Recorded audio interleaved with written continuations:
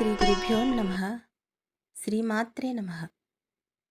ఓం శ్రీకృష్ణ పరమాత్మనే నమ. మనం ఈరోజు పవిత్రమైనటువంటి భగవద్గీతను గురించి కొన్ని మాటలు అత్యంత విలువైన విధంగా మాట్లాడుకోబోతున్నాం.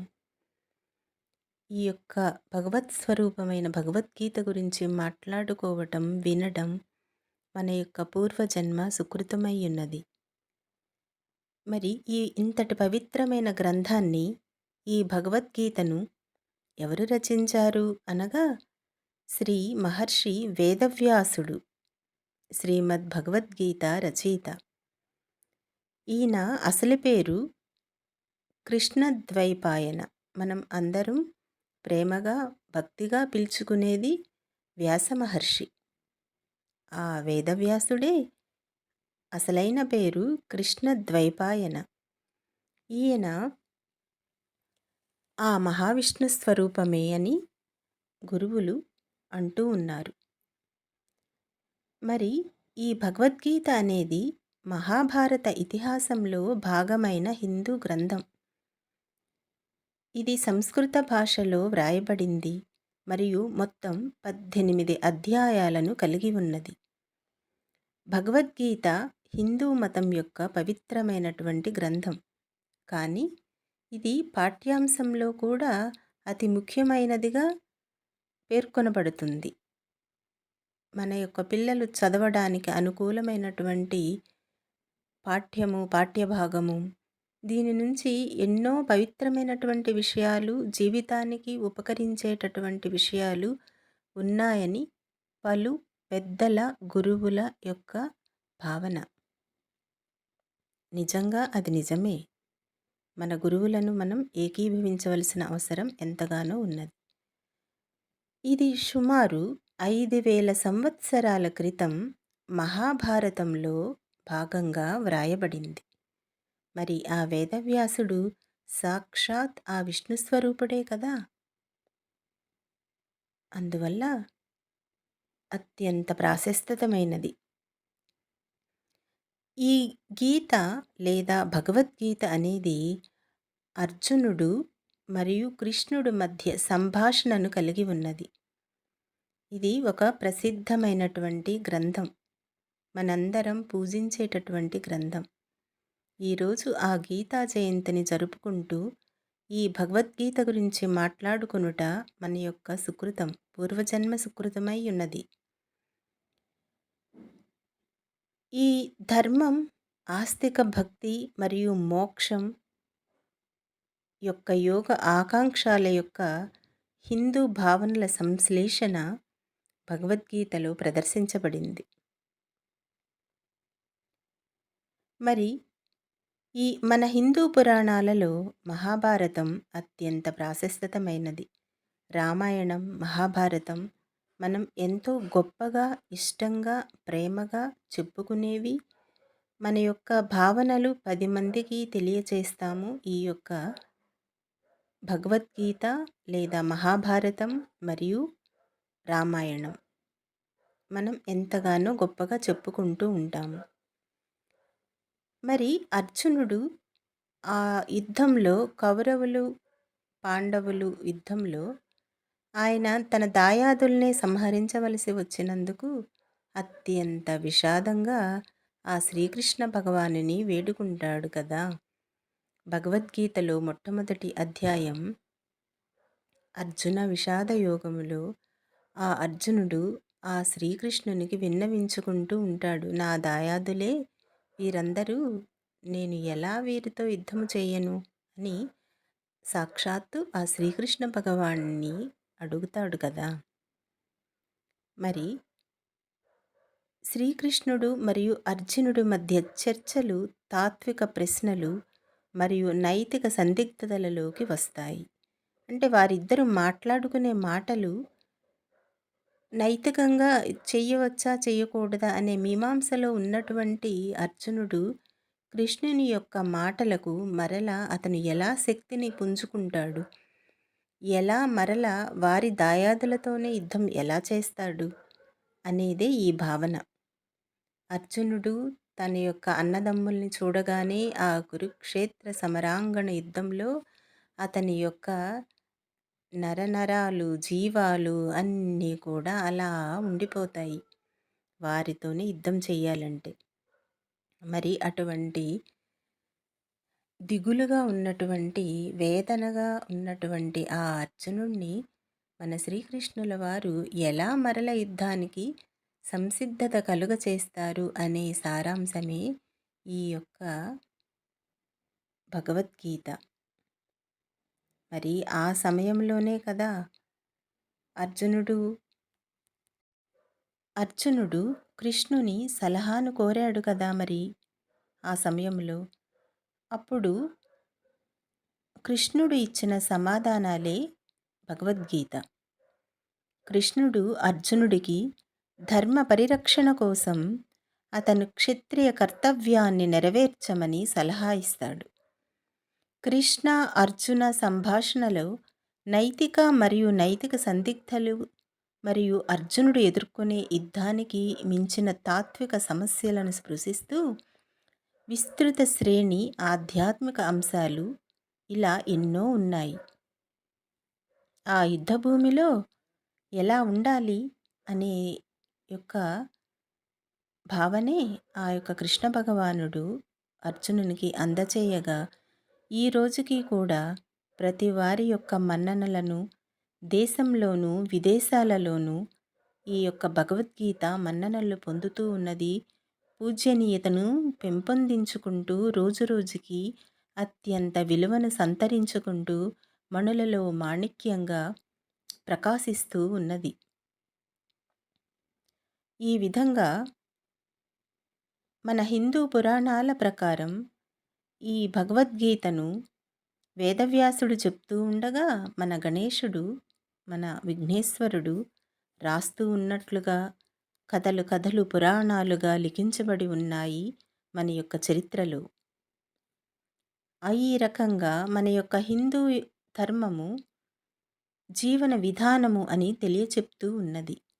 మనం ఇప్పటికీ చూస్తూనే ఉన్నాము. మన యొక్క హిందూ ధర్మంలో ఉండేటటువంటి ఆచారాలు, అలవాట్లు, పూజలు ఇవన్నీ కూడా ఇప్పటికీ కూడా ప్రపంచానికి కొత్త పాఠాలు నిర్వచిస్తూనే ఉన్నాయి. మరి కొత్తగా కరోనా వచ్చినప్పుడు క్రితం సంవత్సరాలలో మన యొక్క సూర్యనారాయణుని ఉదయాన్నే దర్శనం చేసుకోవడం, నమస్కారాలు తెలియచేసుకోవడం, ఈ విధంగా మనకు పసుపు ఇటువంటి సద్గుణాలు కలిగినటువంటి ఆహారం భారతీయులు తీసుకోవటం, ఇవన్నీ చెప్పకనే చెప్పింది కరోనా మిగతా అన్ని దేశాలకు. కరోనా చెప్పింది భారతదేశం ఎంత వైశిష్ట్యమైనది, ఎంత గొప్పది, ఎంతటి సంస్కారవంతమైనటువంటి అలవాట్లను కలిగి ఉన్నది. నమస్కరించటం మన యొక్క ప్రధానమైనటువంటి భావన. మరి ఆ కరోనా సమయంలో ఆ నమస్కారాన్ని ప్రతి ఒక్క దేశాది నేతలు అనుసరించారు కదా. అప్పుడు తెలిసింది కదా మన యొక్క పద్ధతి ఎంతటి పవిత్రమైనటువంటిదో ప్రపంచానికి. ఈ రకముగా మన భగవద్గీత యొక్క హిందూ ధర్మంలో ఏ విధంగా ప్రజలను, సామాన్య ప్రజలను జ్ఞానవంతం వైపు, జ్ఞానమనే దీపం వైపు పయనింపచేస్తూ ఉన్నదో మనందరికీ తెలుసు. గీతా జయంతి హిందూ పవిత్ర గ్రంథం. భగవద్గీత పుట్టినరోజు. ఇది భారతదేశం. ప్రపంచవ్యాప్తంగా హిందూ పంచాంగం ప్రకారం మార్గశిర శుద్ధ ఏకాదశి రోజు జరుపుకుంటాము కదా. భగవద్గీత శ్రీకృష్ణ భగవానుడు అర్జునుడికి కర్తవ్య నిర్వహణ ఎలా చేయాలో తెలియక తపన చెందే హృదయానికి ఉపశమనంగా అనుగ్రహించినటువంటి మహోపదేశమే ఈ భగవద్గీత. అర్జునుడికే కాదు, కర్తవ్య నిర్వహణలో ఎదురయ్యే సమస్యలకు, సందిగ్ధతలకు సమాధానంగా భగవద్గీత ఈనాటికి ప్రమాణంగానే నిలుస్తూ ఉన్నది. ఇది ఏనాటికైనా ప్రమాణంగానే ఉంటుంది. ఎందువల్లనంటే అందులో ఉన్నటువంటి విషయాలు అత్యంత అద్భుతంగా మానవ జీవన శైలికి ఉపయోగపడే విధంగా ఉన్నాయి కాబట్టి అది రోజురోజుకి ప్రాధాన్యతను సంతరించుకుంటూ వెలుగులు విరజిమ్ముతూ ఈ ప్రపంచ మానవాళికి ఒక దీపం వలె సూచిస్తూ ఉన్నది. మరి కౌరవరాజు ధృతరాష్ట్రునికి సంజయుడు కురుక్షేత్ర సంగ్రామంలో శ్రీకృష్ణుడు అర్జునుడికి బోధించిన గీతోపదేశాన్ని వినిపించాడు కదా! ఆ గ్రంథమే మానవులకు లభించిన వరంగా భావించాలి. మరి 6000 సంవత్సరాల పూర్వం ఉపదేశించబడినా ఇది ప్రస్తుతపు కాలపు మానవులకు ఉపయోగపడటం విశేషం కదా! విశేషమే కాదు, అత్యంత పుణ్యప్రదము కూడా మనకు.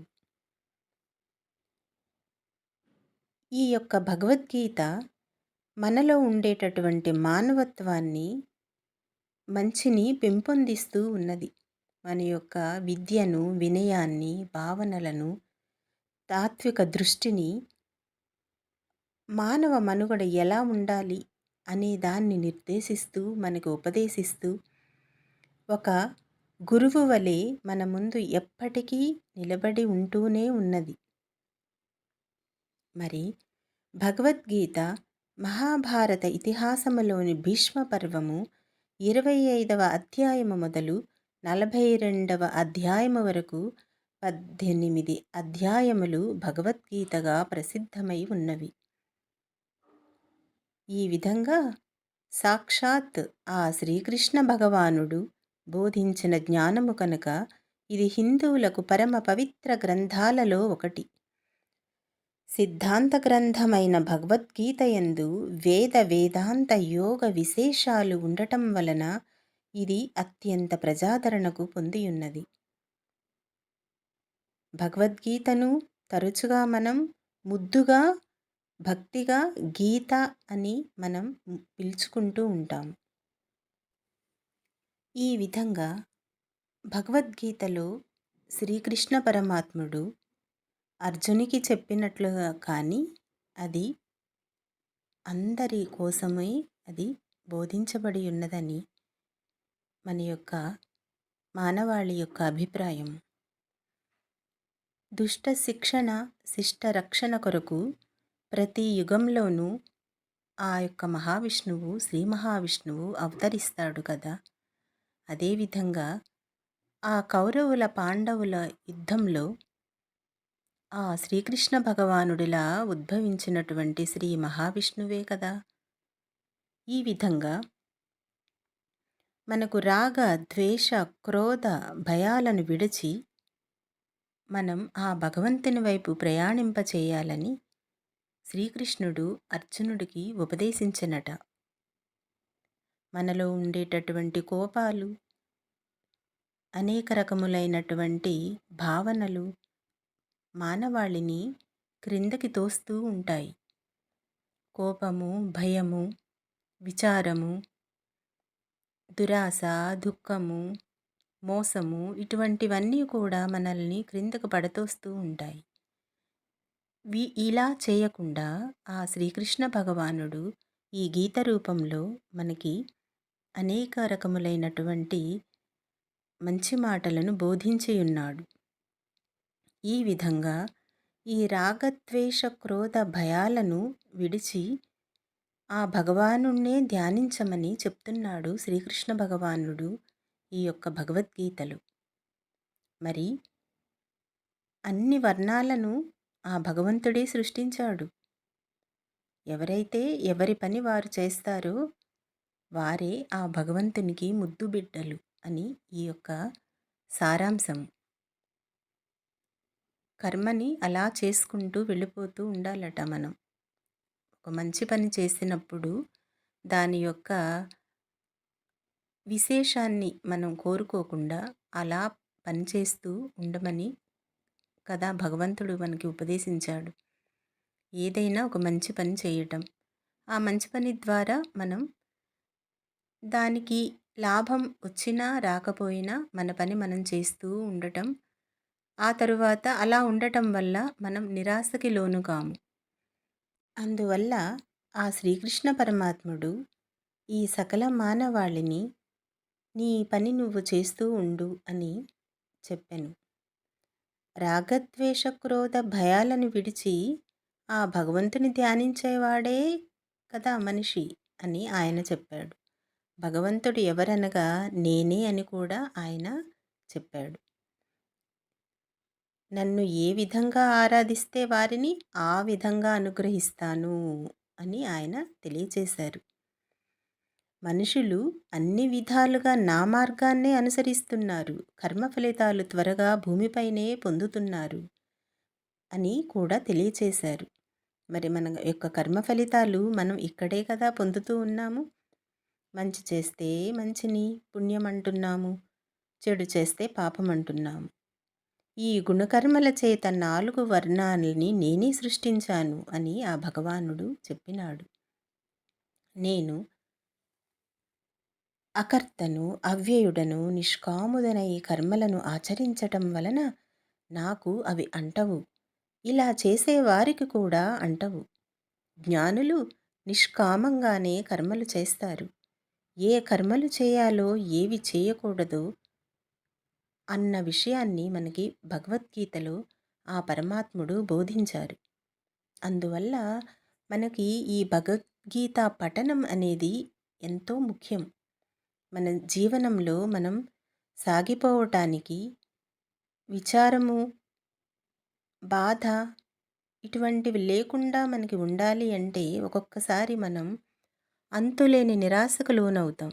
మన యొక్క జీవితంలో ఎదుర్కొనే ఎదురు దెబ్బలకు అనేక విధాలుగా మనం నిరాశకి లోనవుతాం.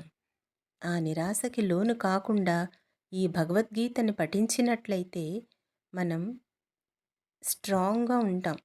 అంటే మనం చాలా దృఢంగా దృఢచిత్తీయులమై ఉండగలము అని ఎంతోమంది గురువులు తెలియచెప్పినారు.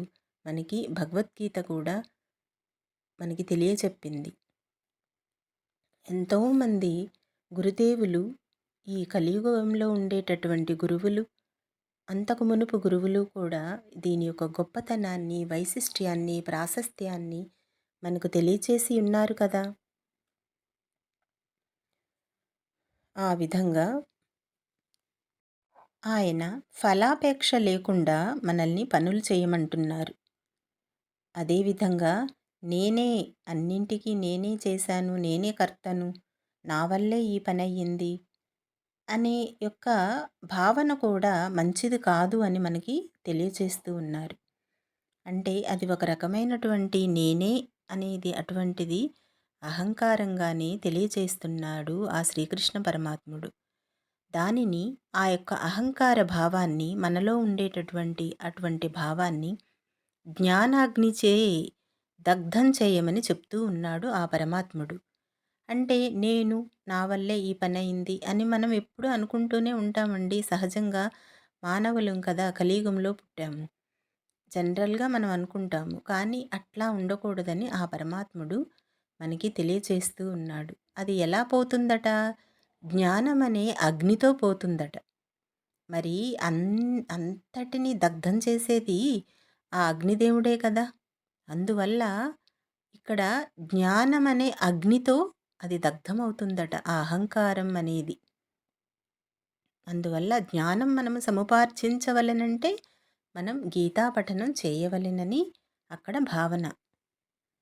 ఇలా ఉండటం వల్ల ఈర్ష్య, ద్వేషానికి అతీతుడుగా ఉంటారట. మనకు ఈర్ష్య, ద్వేషం ఇలాంటివి లేకుండా మనం ఉండాలి అంటే మన యొక్క అహంకారాన్ని ఆ జ్ఞానం అనే అగ్నితో తీసివేసినప్పుడు మనం సమబుద్ధిగా ఉంటాము. అంటే ఎవరు ఎట్లా ప్రవర్తిస్తూ ఉన్నా మనం అలాగే ఎటువంటి ఒడిదుడుకులకి లోను కాకుండా స్థిత ప్రజ్ఞతను కలిగి ఉంటాము. ఆ శ్రీకృష్ణ భగవానుడు అదే కదా చెప్పింది. స్థితప్రజ్ఞతతో ఉండు అని. నేను అలాగే ఉంటాను అని చెప్పాడు ఆయన. అంతే కదా! అవును. అవును కదా! నిజమే కదా మరి. మనం ఎన్ని కథల్లో, సినిమాల్లో చూసామండి. ఎవరు తిడుతూ ఉన్నా శ్రీకృష్ణుడు నవ్వుతూనే ఉంటాడు. ఆ కృష్ణ భగవానుడు నవ్వుతూనే ఉంటాడు. తిడుతూ ఉన్నా నవ్వుతూనే ఉంటాడు, ప్రేమగా ఉన్నా నవ్వుతూనే ఉంటాడు, భక్తిగా ఉన్నా నవ్వుతూనే ఉంటాడు. అంటే ఆయన అన్నింటినీ కూడా ఒకే పద్ధతిలో, ఒకే రకంగా స్వీకరించారు. కోపాన్ని, ప్రేమను, ద్వేషాన్ని ఆయన సమానంగా స్వీకరించారు. నేనెలా అయితే స్వీకరిస్తున్నానో నువ్వు కూడా అలాగే ఉండు అని చెప్పాడు ఆయన మానవాళికి. ఈ విధంగా మనం ఏదో చెయ్యాలి అనే దానికన్నా ఈశ్వర ప్రీతిగా కర్మ చేస్తే మన ప్రారబ్ధం నశిస్తుందట. అంటే ఏ పని చేసినా మనం ఆ ఈశ్వరుడు యొక్క కృప కోసం చేసినట్లయితే మన యొక్క ప్రారబ్ధము అంటే మన యొక్క పాపము నశిస్తుందని ఆ భగవానుడు తెలియచేశాడు. అవి మనల్ని బాధించబడవట. మనం ఎప్పుడైతే ప్రతిదీ కూడా ఈశ్వరేచ్ఛ అనుకుంటూ చేస్తామో మన యొక్క పాపాలు మనల్ని బాధించవట. ఈ విధంగా శ్రీకృష్ణ భగవానుడు గురువులను వినయముతో సేవించమని, ప్రార్థించి జ్ఞానాన్ని సంపాదించుకోమని ఆ యొక్క శ్రీకృష్ణ భగవానుడు మనకి తెలియచేసినారు. ఈ విధంగా జ్ఞానాన్ని తెలుసుకుంటే సమస్తాన్ని నీయందే చూడగలవు, మోహానికి గురికావు అని ఆయన చెప్పారు. జ్ఞానాన్ని మించినది లేదని కూడా ఆ యొక్క శ్రీమన్నారాయణుడైన రూపం ఆ శ్రీకృష్ణ భగవానునిలానే చెప్పారు. మరి ఇటువంటి జ్ఞానం, శ్రద్ధ ఈ రెండూ ఉన్నవారు సందేహాలు లేకుండా నమ్మకంతో ఉన్నవారు ఇహపరాలు రెండింటినీ జ్ఞానంతో ఆర్జిస్తారు అని ఆ యొక్క భగవానుడు మనకి తెలియచేశారు. కాబట్టి మన యొక్క సందేహాలను నివృత్తి చేసుకొనవలెనంటే మన జీవితంలో అనేక సందేహాలతో మనం నివసిస్తూ ఉంటాము. అనేక రకములైనటువంటి కర్మలతో మనం బాధపడుతూ ఉంటాము. వీటన్నిటినీ మనం నివృత్తి చేసుకొనవలెనంటే మన గురువులు ఉపదేశించిన ప్రకారము, మన యొక్క ఋషులు తెలియచేసినటువంటి దాని ప్రకారము మనము ఈ గీతా జయంతి రోజున గీతను చదవటం ఆరంభించినట్లయితే మనకి ఎంతో మంచి చేకూరునని భావన. ఇది పెద్దల యొక్క మాట, మన గురువుల యొక్క మాట ఇది. కాబట్టి ఈరోజు మనం భగవద్గీత పఠనం చేద్దాం. సాధ్యమైనంత వరకు ప్రతిరోజు చేసి తరిద్దాం. అందరికీ ఆత్మబంధువులకు నమస్కారములు. ఓం శ్రీకృష్ణ పరమాత్మనే నమః. శ్రీమద్భగవద్గీత. ఓం తత్సత్.